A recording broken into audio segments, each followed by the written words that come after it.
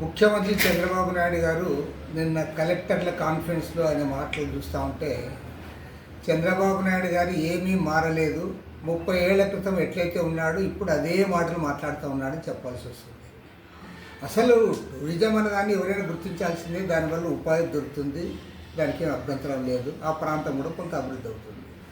కానీ టూరిజమే అన్ని సమస్యలకి పరిష్కారం అని ఆయన చెప్పగలుగుతూ ఉన్నాడంటే ఆయన ధైర్యాన్ని మెచ్చుకోవాలి. పైగా కమ్యూనిస్టులు 30 ఏళ్ల తర్వాత గుర్తించారు, వాళ్ళ ఎమ్మెల్యే కూడా తెలంగాణ అసెంబ్లీలో మాట్లాడారని ఆయన చెప్పుకోగలుగుతున్నాడంటే టూరిజం ప్రాధాన్యత గురించి చెప్పాడు తప్ప, ఖర్చు తక్కువైనా సరే ఆదాయం ఉంటుందనే మాట చెప్పాడు తప్ప సాంబశివరావు గారు టూరిజమే అన్ని సమస్యలకు పరిష్కారం అని సాంబశివరావు గారు ఏం చెప్పాలి. పైగా నిజంగా టూరిజమే సమస్యలకు పరిష్కారం అయితే ప్రపంచంలో ఇది అభివృద్ధి అయిన దేశాలు ఎన్నో ఉన్నాయి, మరి వారు టూరిజం చాలా ప్రాధాన్యత ఇచ్చారు. ఆ దేశాల్లో కూడా పేదరికం ఉంది, నిరుద్యోగం ఉంది, అంతేకాదు డిస్పారిటీస్ విపరీతంగా పెరిగిపోతూ ఉన్నాయి. ఇవాళ ప్రభుత్వాలు అనుసరిస్తున్న ఆర్థిక విధానాల వల్ల పేద ధనిక వర్గాల మధ్య తారతమ్యం విపరీతంగా పెరిగిపోయి అంబానీలు అదానీలు లాంటి కార్పొరేట్ల ఆస్తులు విపరీతంగా పెంచి మళ్ళీ మీరు టూరిజం నెత్తికెత్తుకొని తిరుగుతూ ఉన్నారంటే ఇంతకంటే శోచనీయం ఒకటి లేదు. ఏది ఏమైనా సరే ప్రపంచవ్యాప్తంగా కోట్లాది మంది కష్టజీవులు, కార్మికులు, ఉద్యోగస్తుల యొక్క జీవితాలు ఇంతో మెరుగుపడినాయంటే అది ఖచ్చితంగా గర్వంగా చెప్పగలం. మార్క్సిజం లెనినిజం వెల్లో కమ్యూనిస్ట్ పార్టీ నిర్వహించిన పోరాటాలే కారణం. అనేక దేశాలు మేము అధికారంలోకి రాలేకపోవచ్చు, కానీ ప్రపంచవ్యాప్తంగా కోట్లాది మంది శ్రమజీవుల బతుకుల్లో కొంతైనా మెరుగుదల వచ్చింది. రాబోయే రోజుల్లో మరింత ముందుకు సాగుతాం.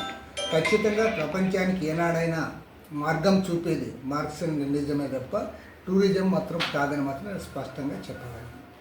ఇటీవల కాలంలో మన కార్ల్ మార్క్స్ వర్ధంతి జరిగితే దాదాపు 150కి పైగా దేశాల్లో ఆయన వర్ధంతి జరిగిందన్న, లేదా ప్రపంచవ్యాప్తంగా కోట్లాది మంది ప్రజలను ప్రభావితం చేసిన మహోన్నత వ్యక్తులు ఎవరంటే అందరూ కూడా అంగీకరిస్తూ ఉన్నారు కార్ల్ మార్క్స్ అని. కాబట్టి మార్క్సిజం లెనినిజం అనే సిద్ధాంతానికి తిరుగులేదు. టూరిజం అనే దాన్ని నమ్ముకుంటే అది టూరిజం అనేది ఒక శాఖ మాత్రమే. ముఖ్యమంత్రి చంద్రబాబు నాయుడు గారు నిన్న కలెక్టర్ల కాన్ఫరెన్స్లో ఆయన మాటలు చూస్తూ ఉంటే చంద్రబాబు నాయుడు గారు ఏమీ మారలేదు, 30 ఏళ్ల క్రితం ఎట్లయితే ఉన్నాడు ఇప్పుడు అదే మాటలు మాట్లాడుతూ ఉన్నాడని చెప్పాల్సి వస్తుంది. అసలు టూరిజం అన్నదాన్ని ఎవరైనా గుర్తించాల్సిందే, దానివల్ల ఉపాధి దొరుకుతుంది, దానికి ఏం అభ్యంతరం లేదు, ఆ ప్రాంతం కూడా కొంత అభివృద్ధి అవుతుంది. కానీ టూరిజమే అన్ని సమస్యలకి పరిష్కారం అని ఆయన చెప్పగలుగుతూ ఉన్నాడంటే ఆయన ధైర్యాన్ని మెచ్చుకోవాలి.